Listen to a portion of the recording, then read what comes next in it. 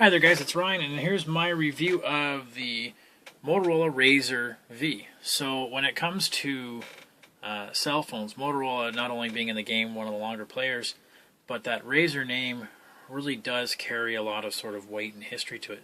So there's a lot of anticipation coming around, especially when that Atrix that I just reviewed recently and the Motorola RAZR HD that just came out. So this is sort of the starter line for the RAZR phones. It's only $30 on contract, so it's pretty cheap comparatively to some of the other phones we're seeing out there now. But cheap doesn't necessarily mean that this thing's a slouch. I mean, it really does have a lot of great features comparatively wise. Okay, so let's take a look at it. Let's compare. Let's see the outside. So we got a Kevlar back, really nice feel to it. We have an 8 megapixel camera, nice loudspeaker. We got our volume switch for that. We've got power. Headphone jack, micro USB. What's missing is that DVI connection you saw in the Atrix and the HD or RAZR. We also have, a slot here for our SIM card and our micro USB. Okay. Also, we're gonna notice on here is it's got the front-facing camera, notification LED up there, but it's got that big chin. I know Tom really talks a lot about wasted space on a phone, and this is where one of those areas where that is kind of wasted space. I mean, when you look at it, all your image just starts or ends here.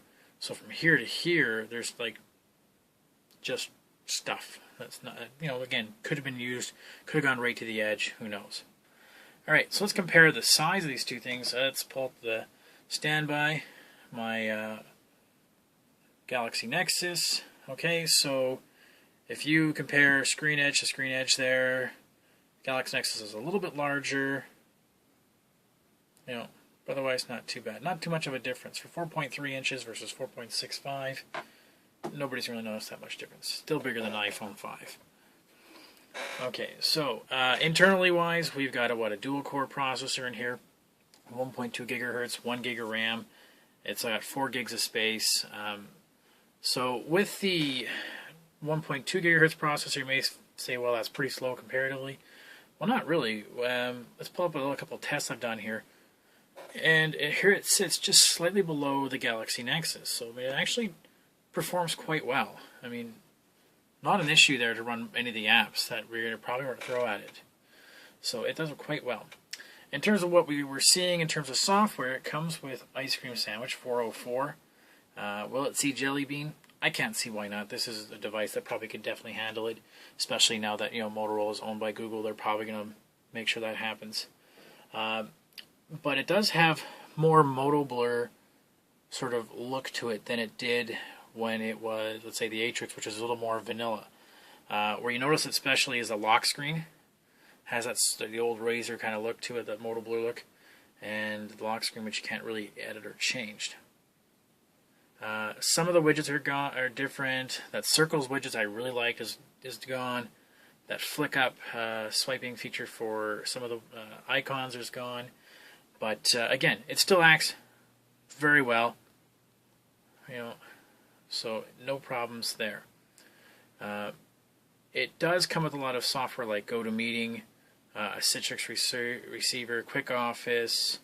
It's got a printer capability put in there as well, and it also has the Telltale Smart Actions by Motorola. The idea of how to automate certain tasks and features depending on scenarios. So again, really cool, really features. I haven't really dived into them too much because I'm not sure how much I personally would use them. But once you start customizing, you can probably do a lot. Like especially see with people a lot with those NFC chips. Again, I haven't dived into them too much, but once you start, it makes life a much easier. So learn more. And I've done this before when we did all the Atrix review. Okay, so overall, it's a great phone, especially for the $30 price range. I mean, some of the phones, the feature phones, you can't get this cheap, and then it doesn't have all these features. It doesn't feel as fast as some of the other phones I've played around with and tried, like the Galaxy Nexus. I find mine, especially on Jelly Bean, it just runs a little smoother. I just got an S3. The S3 just burns fast. It doesn't really feel overly large. It's perfect size. I used to hate this, top little bag, but it makes your hand rest very well back there. The battery life has been excellent. I like the inclusion of soft buttons. I'm not a physical button person, so I really like the fact that they're doing soft buttons.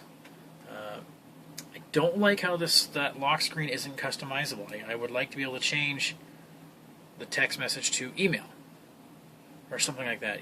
Again, just me. Maybe that's all I would do. I'm not a big fan of having Bell in the corner there, and I would really miss out on the fact that it doesn't have NFC built in. I would really want to see a phone with NFC these days if I'm spending any money on it. It just seems to be the feature that everybody seems to go with. Other than that, for the price, you can't knock it. This is a great deal, great buy for $30, and carries with it that Motorola name with the RAZR sort of the history to it. So you're not going to be disappointed. So that's the review. Look for my full review on the website, and we'll talk to you guys soon. Thanks.